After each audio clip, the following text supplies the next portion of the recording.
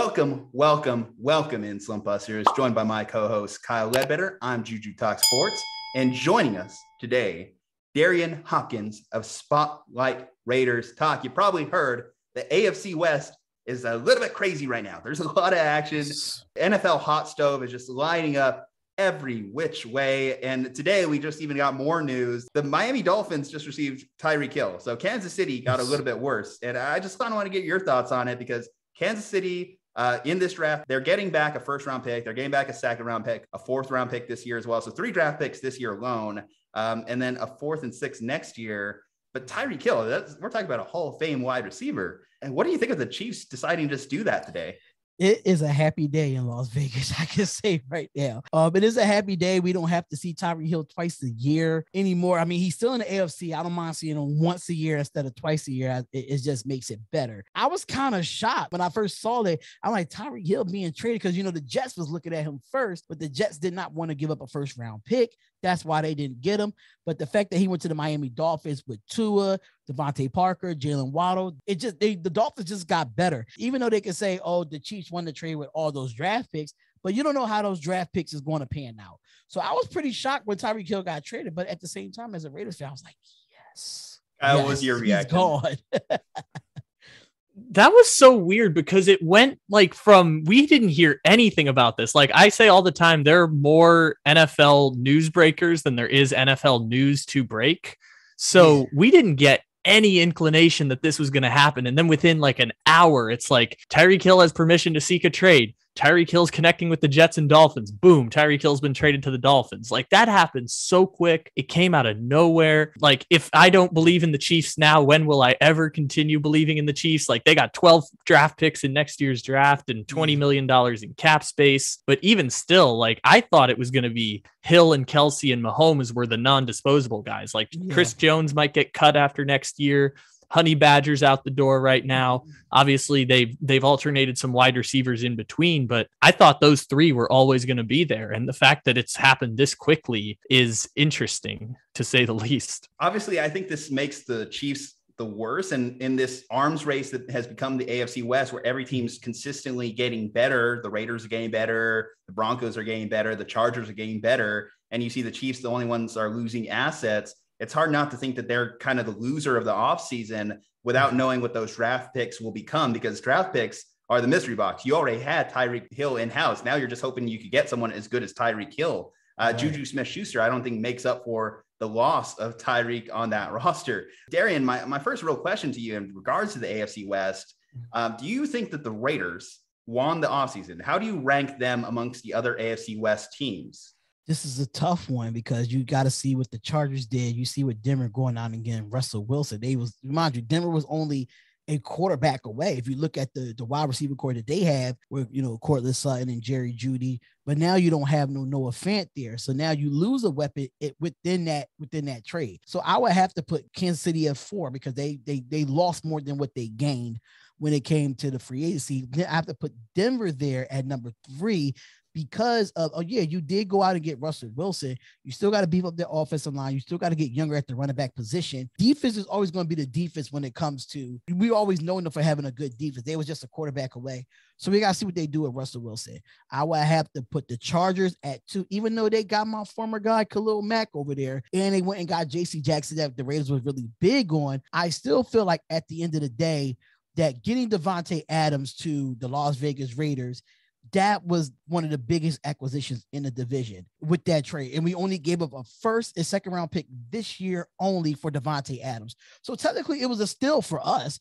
The Packers just got a bunch of, chips and peanuts for Davante Adams. So, I mean, I have to say the Raiders won this, but I think we still have a lot to be done for the linebacker position. I really think we could go out and get Kyle Van Noy, a former Patriot as well. We could go out and get a Bobby Wagner for the linebacker position. We still looking at Honey Badger and Tyrann Mathieu. So, and Stephon Gilmore. So it's still more moves need to be done. But right now, I just feel like the Raiders they did what they needed to be done. We cut a lot of people, and that's why Davante Adams got his contract. But I say Raiders as ranking them as number 1 in the free agency for the AFC West. Well, what did you make of the Chandler Jones signing? They traded Yannick Ngakoue for Rock Ya-Sin, which was interesting, but also Ngakoue was on a 1-year deal, and it was an interesting turnaround for the defense. They lose Casey Hayward, obviously. They're still looking at middle linebackers. What'd you make of what they did defensively? Defensively, I think we went with a Chandler Jones, knowing that Chandler Jones could stop the run and he could pass rush. That was the weakness for Yannick Ngakoue. He could not stop the run on the edge at all. He was a great pass rusher. He had 10 sacks for us last season, and I truly respect it. But stopping the run, that was our weakest point on his side of the football. So that's why we went and got Chandler Jones. Once we signed Chandler Jones, you see right after that, we went out and we traded Yannick Ngakoue for, Rock Ya-Sin, which was a player trade. And I think Rock Ya-Sin is a young, talented corner. Casey Hayward is getting up there in age. I know he had a great year with us last year under Gus Bradley, but I still feel like, Rock Ya-Sin, he did really well over in Indianapolis. He could definitely come in and contribute under Patrick Graham's defense. And Chandler Jones and Max Crosby is going to do numbers. They're really going to do numbers. People feel like Chandler Jones is up there in age, but he knows this. He knows the Patriots background, of course, as usual. So, I mean, defensively, I think it's some moves that still need to be made as far as like the safety position for depth pieces. Defensive tackles, we did go out and get like Vernon Butler yesterday. We did go get another guy from the Tennessee Titans. I think it was Kyle Pico or something like that, and Kyle Frackrell. We got a lot of depth pieces instead of star pieces. So Patrick Graham is just one of those defensive coordinators that like to run every set. So I like what we're doing so far. It's more like underrated signings than like those big splash on defense outside of Chandler Jones. Well, you made a big splash on offense, certainly. I mean, Tyreek Hill's gone. Davante Adams, insert him into the division. Davante Adams, Fresno State teammate of Derek Carr. Derek Carr talks about Davante as a brother, a long lost brother that's been trapped in Wisconsin for multiple years. And now they're reunited. Now they get to do a little sister, get those keychain necklaces together and kind of connect them. What do you think that connection is going to look like? I mean, Davante, listen, as nice as I could be about Derek Carr is not Aaron Rodgers. That's one thing that we should talk about. Derek Carr is not Aaron Rodgers. And Davante was also one of the top targeted wide receivers in football last year, top 3 in targets. How does that connection kind of shape? Do you think he's going to have a similar type value to the way that he was perceived in Green Bay? I mean, Darren Waller's on the offense. Hunter Renfrow is going to get his too. Right. So I just feel like with Davante, I think he's still going to get his, but now you got to really figure out who you're going to double. Are you going to double Waller? Are you going to double Renfrow? And now you still have a young Brian Edwards as a number 2 that could probably get open more now since you have a number 1 on the opposite side. Davante Adams is going to get his targets, and I feel like that connection is still going to be some chemistry gel because even though they played in college that was like 10 years, almost 8 to 10 years ago, they still have to gel on a professional level. Now, I don't know if any of you saw the press conference where Davante Adams said they used to work out with each other every summer until they moved to Las Vegas. So the chemistry is probably still there at some point, but I still feel like now you have Carr has a lot of weapons that he doesn't have to force the ball to Davante Adams. It's like, how Aaron Rodgers had to force the ball to Davante Adams because you couldn't really rely on Lazard or Martinez, Scatlin over there in Green Bay. But now Davante Adams, sometimes they can roll the coverage to Renfrow, double him, and then Davante be open. Same thing for Waller. If Waller get double teamed, then you're going to have to go with, bro. You just have to pick your poison, like he said. You're going to have to pick your poison with that. And I feel like Derek Carr knows Davante Adams, but I still feel like this is a brand new coach, brand new offensive scheme. It still has to gel. Same offense, the wording is going to be different. Because it's a copycat league at the end of the day. The wording and the play calling is going to be named differently. But I feel like it's going to take some time. It's not going to be an immediate success. That's why we have it for 5 years. But I think later on in the season, like around week 5, week 6, we'll actually see that gel come in. So you mentioned the scheme fit that's going to be created around this. So what do you think McDaniels does here? Because obviously now they've got Adams, Renfrow, who I don't understand why he's so good, Darren Waller, Josh Jacobs, and they've still got Derek Carr, who had a best season since 2016 last year. So what do you think that the scheme kind of looks like if you had to guess? I think it's still going to go by running back by committee like he did in New England. You see that he went and got Brandon Bolden from the New England Patriots as well. Another good receiving running back that comes out the backfield. Kenyon Drake comes back with Josh Jacobs. So it's going to be a running back committee. I think they still want to run the football in Las Vegas to open up the passing game for Derek Carr. So I really think it's going to be run first, pass second. But at the same time, Josh McDaniels, he's very unorthodox when it comes to his offense. Sometimes he likes to spread the ball. Sometimes he likes to pound the rock. I think it's going to be well balanced. I think everybody's going to try to touch the rock in some way. But now when it comes to Davante Adams and now Josh Jacobs, we know Josh Jacobs cannot really stay healthy a whole season. Now you have two other running backs that could take the workload off of him. Same thing for Davante Adams. You could just don't have to target him all the time. So it's so many ways that we could work it out. Cause DeMarcus Robinson got signed with us, a former Chief, and we got Mack Hollins from Miami. So that's more weapons. So I got a feeling he's going to put some magic together. I think it's going to be balanced. I think it's going to be run first, pass second, but it's going to be times where he's going to spread the ball out and spread the defense out. So it won't be 8 men in the box.